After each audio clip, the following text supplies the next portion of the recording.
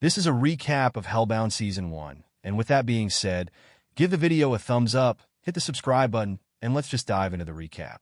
The season starts off with this poor guy running away from these ghoulish entities before they eventually catch up to him, beat the living hell out of him, and burn him alive in broad daylight, causing a massive scene. It's at this crime scene investigation that Chairman Jin-soo holds a public assembly where he tells people that the reason these entities are attacking is because God is telling people to be more righteous. Chairman Jin-soo tells some detectives that at one point he wanted to commit suicide until he found the meaning in life while on a journey. It was during that journey when he first came across these entities killing another person. Meanwhile, after Park's children surprise her with a birthday cake, an angel appears and tells them that Park will die in 5 days, and she is bound for hell. With all these events happening, some new religious groups start popping up all over, and one of them is New Truth, an other religious group of fanatics, known as Arrowhead, rose up, and now go around committing crimes in the name of God.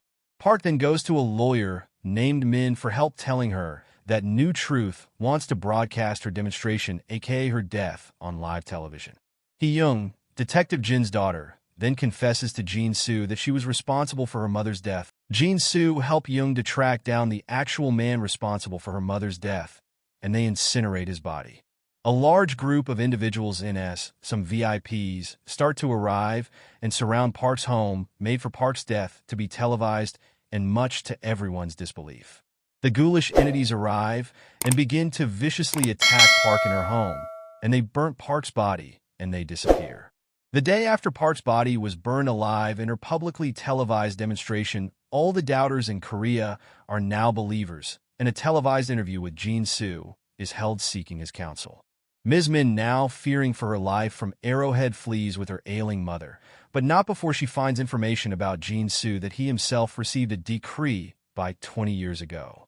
During his interview, Jin-soo was suddenly manipulating Jin, so afterwards Jin goes to Jin-soo's home to confront him, but he is physically accosted by a large group of Jin-soo's followers. Making things worse, Jin-soo wasn't even home, and as Jin tries to leave, he is attacked by Jin-soo's followers before Jin-soo calls, commanding his people to allow safe passage for Jin to come and find him. Jin then confronts Jin-soo because he believes that Jin-soo has kidnapped his daughter Hee-young, and during this confrontation, Jin-soo explains his fears concerning the decree he received 20 years ago. While trying to escape, Arrowhead, Min and her mother get caught by them, and Arrowhead kill Min's mother. Min goes to visit Pastor Kim about Jin-soo's decree, but in truth it was a setup to be deposed of by Arrowhead. Jin, meanwhile, solemnly watches as Jin-soo is attacked and burned alive by these entities before going home to his daughter, Hee-young, who wasn't even kidnapped, as he chooses to remain silent about what Jin-soo told him about the decree. Now years have gone by, and with Jin-soo gone, Pastor Kim has assumed the position of chairman of the New Truth, setting up a whole new world order. And in this world order, while visiting Tuffy, an intensive care unit, Song videotapes her newborn baby receiving a decree saying that it would die in 3 days, and it is. Which throws everything all out of whack, because how could a baby who is just being born be bound for hell? Seong-jae secretly follows his co-worker Jun-hwan, who's acting very weird, to a secluded fishing spot, and witnesses his colleague being attacked by these ghoulish entities. The Soto law firm, which is a secret group that helps those who have been decreed to vanish, arrives at the fishing spot to take care of Jun-hwan's body. After waking up from being drugged by Soto firm, Seong-jae arrives at the hospital and listens to the decree his wife Song has videotaped about Tuffy's child. Seong-jae then seeks out Soto firm for answers and to help protect Tuffy, while Chairman Kim has Arrowhead look for this group because they are interfering with his work. Min from the first half of the season is one tough cookie because she is still alive and wants Seong-jae to allow Soto firm to broadcast Tuffy's demonstration in order to show how flawed New Truth is, but obviously Seong-jae is against exploiting her child. Arrowhead then finds Professor Gong and kills him, but not before retrieving his GPS data in order to track the locations he has been to, and one of those locations was Min's hideout. Min fights and then flees as the zealots of Arrowhead storm the area, trying to capture her. Song, realizing how dire this is, decides to take matters into her own hands and takes Tuffy to New Truth in order to get some answers. But with Min's help, Young-jae manages to rescue Song and Tuffy from New Truth.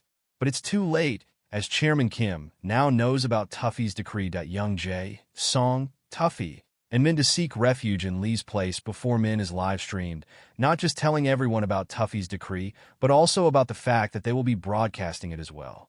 Lee, who just happens to be that crazy nutjob live-streaming Arrowhead follower, betrays Min by suddenly telling New Truth about the location of them. Lee then attacks Young-jae, Song, and Min, but during the struggle, Miss Song flees to an open area where dozens of people have gathered just before the ghoulish entities show up. Young-jae with Song hold each other in order to sacrifice themselves to save Tuffy from being burned. Lee, seeing this, then plans to kill Tuffy, but Min stops him long enough for the ghoulish entities to come back and burn Lee to hell, who is also decreed by kept it secret.